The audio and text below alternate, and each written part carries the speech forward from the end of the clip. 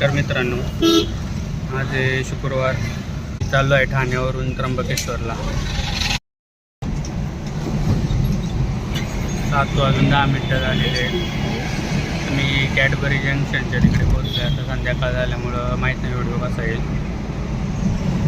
बऱ्यापैकी दिसतोय रस्ता क्लिअर. तर मी नाशिक हायवेने शंगरीला वॉटर पार्कच्या इथपर्यंत पोहोचलेलो आहे. इथून नाशिकला सरळ आहे आणि नागपूरला जाण्यासाठी राईट टर्न मारून आहे समोरून. आहे समृद्धी महामार्ग. भरपूर दिवस चाललं होतं मला समृद्धी महामार्गाने जायचं आहे. फायनली आज योग आलेला आहे आणि मी आलेलो आहे समृद्धी महामार्गाला. 5 इकडून 5 आणि तिकडून 5 अशा लेन केलेल्या आहेत आणि खूप मोठा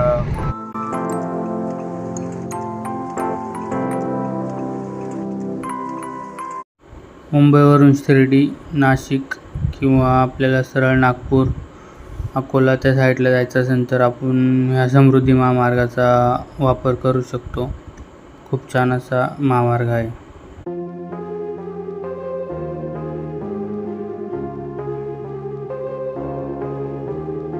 समृद्धी झालं आहे ना, जबरदस्त एक नंबर. तिथून मला त्र्यंबकेश्वर दाखवतं आहे 2 तास आणि 6 मिनटं आणि अंतर आहे 115 किलोमीटर. म्हणजे मी 50 ते 60 किलोमीटर आलेलो आहे 7 वाजता निघाल्यापासून. आता वाजले आहेत 7:15. म्हणजे 1 तास झाला मी प्रवास करतो आहे. रात्रीच्या प्रवासाने हायवे एकदम मोकळा असल्यामुळं प्रवासाचं काही वाटत नाही.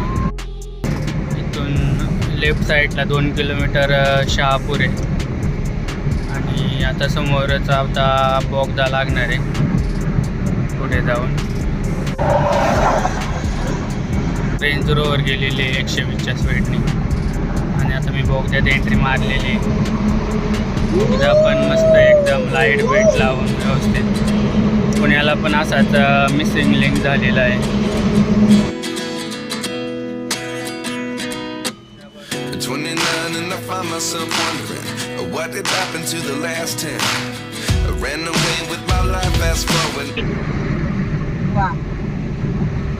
नागपूर, शहापूर, मुरबाड. आपल्याला स्ट्रेट जायचं. लेफ्ट मारून जर गेलं तर मुरबाड आणि तिकडे जायला रोड आहे शहापूर वगैरे तिकडे. शिर्डी 154 आहे. इथून शिर्डीला जायला पण स्ट्रेट रोड आहे एकदम.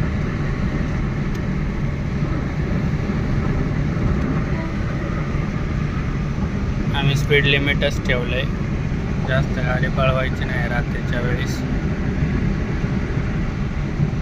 मस्त रोड आहे, शांत एकदम व्यवस्थित. एन्जॉय करत चाललेलो आहे आम्ही रोड.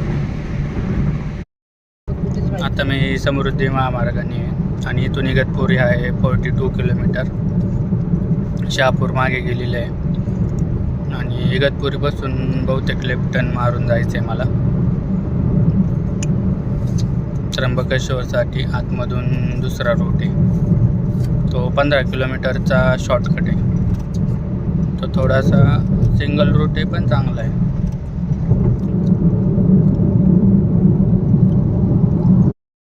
आता पुढे बरेच 100 मीटर अंतरावरती दुसरा बोगदा लागणार आहे. दुसरा बोगदा लागलेला आहे समृद्धी महामार्गावरती. बहुतेक आम्ही 50-60 किलोमीटर आलेलो आहे पुढे.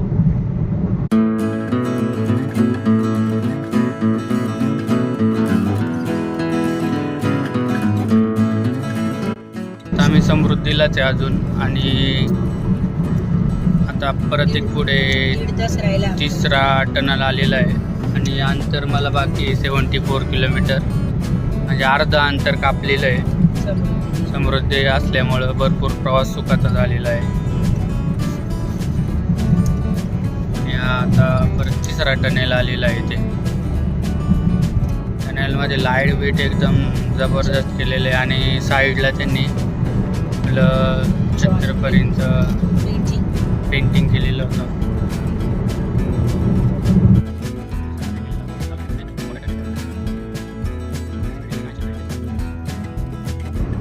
प्रवासात टाईम कसं गेला कळलं नाही पण प्रवास पण तेवढा अंतर कापलेलं आहे.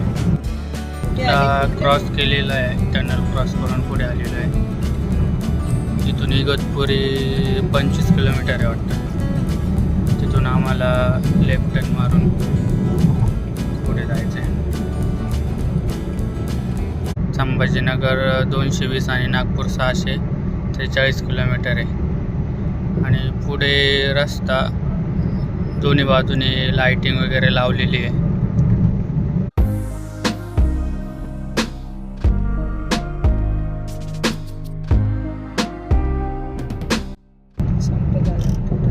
परत एक टनल आलेला आहे पुढे, छोटासाच आहे. हा चौथा टनल आहे, वशाळा बोगदा. चौथा टनल लागलेला आहे. हा छोटासा आहे, त्यामुळे याच्यात काय फॅन बिन असं काय लावलं नाही. वारली प्रिंटची डिझाईन, वारली प्रिंटची डिझाईन केली मस्त अशी.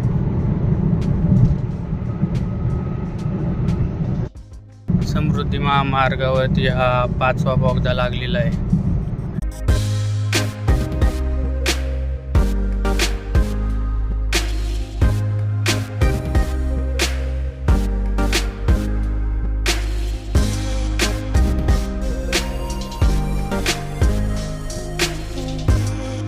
समृद्धीवरती हा सर्वात मोठा बोगदा आहे.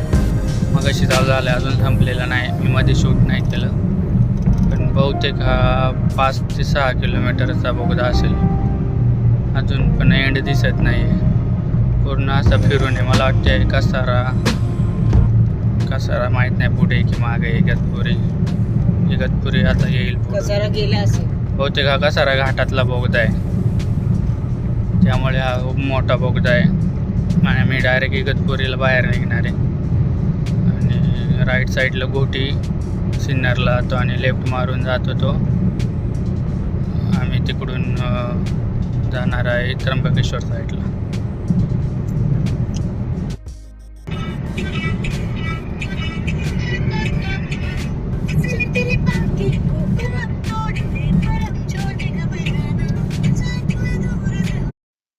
समृद्धी जस्ट सोडून लेफ्ट टर्न मारलेला आहे. आता सरळ जातो नागपूरला आणि आम्ही इगतपुरीसाठी लेफ्ट टर्न मारून बाहेर आलेलो आहे एक्झिट घेऊन.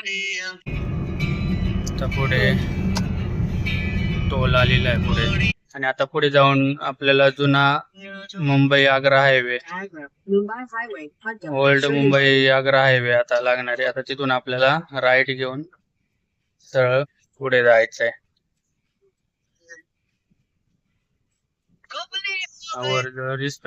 जुना highway, Mumbai Highway for 7 kilometers.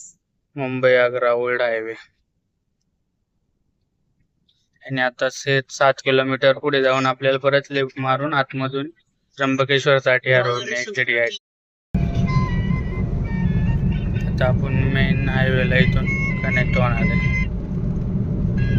हा मुंबई नाशिक हायवे, त्याला आपण कनेक्ट झालेलो आहे.